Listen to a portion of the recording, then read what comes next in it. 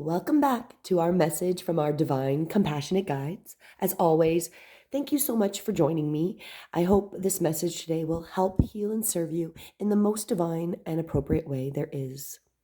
So, if you haven't recognized, if you've been around, you might recognize this. This is the Rose Oracle cards by Rebecca Campbell. And let's find out what our message is for us today.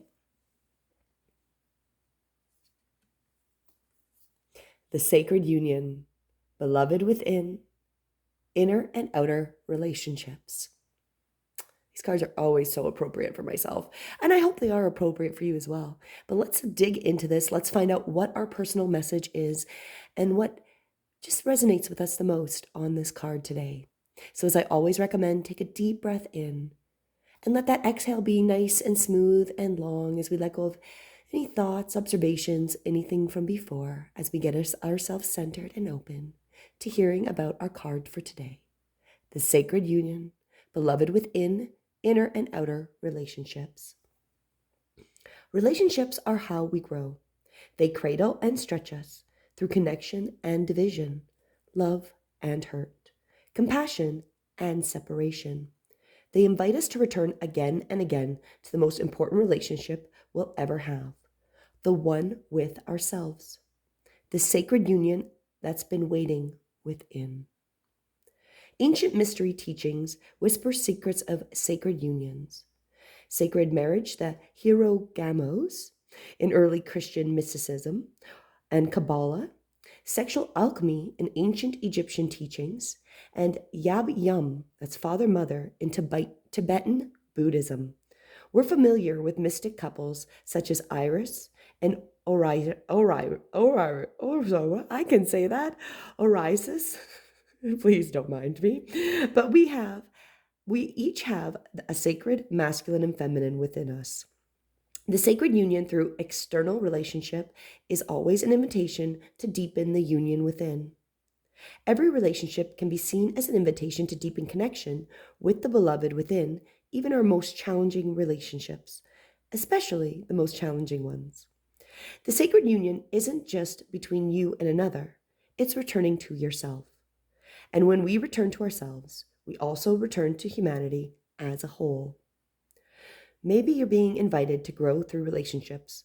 Perhaps you feel like you're being tested or stretched, or find yourself longing for something external.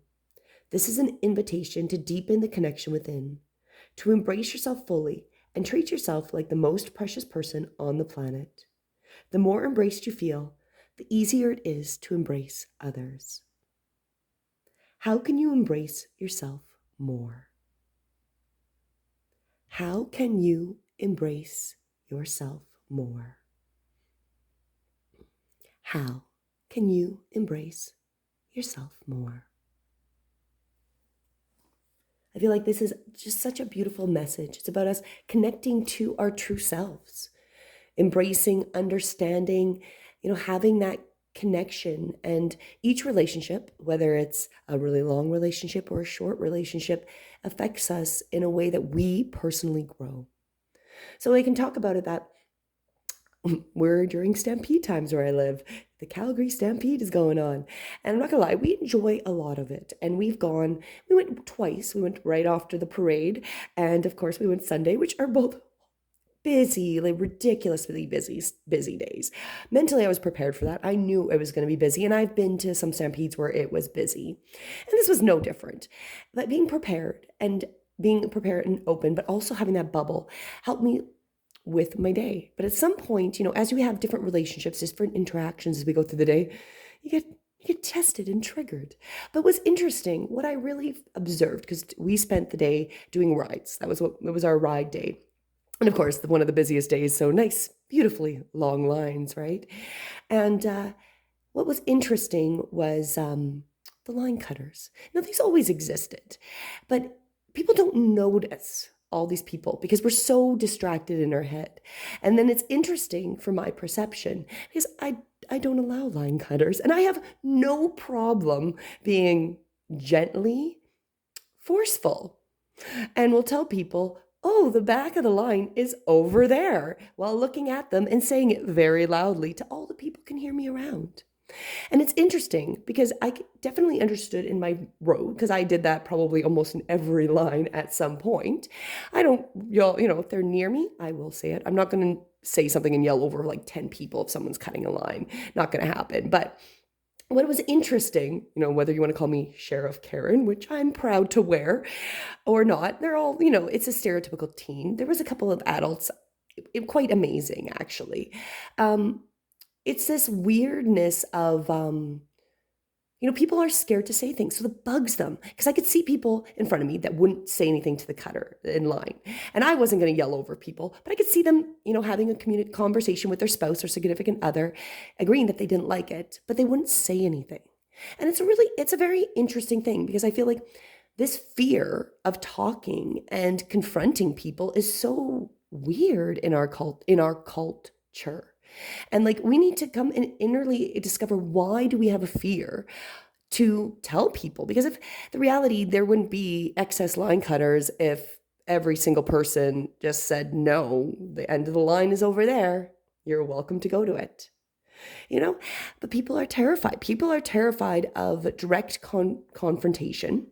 And I don't even think that's direct confrontation. That's just going, I've spent the last half an hour in this line. You are not going to literally come and budge in front. And no, you can go to the back. I have a problem with that. I also respect my own boundaries and my own time. And other people don't. I wonder if it's a time thing.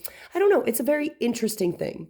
But on that little rant, the side note, we are searching for the inner and outer relationships and find that balance and being able to observe after the fact or before the fact, like, why do I have no problem being able to confront and say something to people and be nice but firm?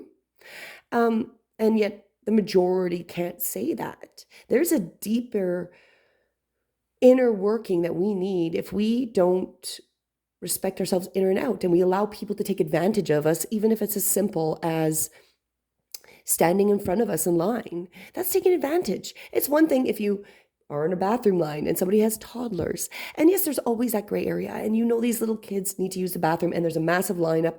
You know what? There's always exceptions for sure. But the majority of time, there's appropriate for people to speak up and to be that's powerful being. And you know what? People would treat each other way better if they were always called on their shit. Not gonna lie. If you're called on your shit all the time, you're gonna stop pulling shit because you're called on your shit. And then I was called a Karen by one child. And I'm like, I'll proudly wear that, because if this is now what it's turning into, in that the younger generation, any authority figure, adult figure that calls them on their shit gets called a Karen, we are in a really bad place. And I will wear that as with a badge of honor, because I would rather be a Karen than be walked over by little punks. So, here's our sacred union. I have a lot of work on my inner and outer relationships, as we all do, but we need to really understand why we allow people to treat us the way we do. And then it comes back to, how can we embrace ourselves more, standing in our power, caring about ourselves. When we let other people walk all over us, take advantage of us in any form, we're not embracing ourselves. And that is a truth. And, there is always an exception. But that's an exception, and you have a conversation with a person. And there is always, not everything's going to be black and white. But, we need to find these sacred unions. And on that lovely rant, I hope you have a beautiful day. And I hope this helps, heals, and serves in some way for you. And until tomorrow, namaste.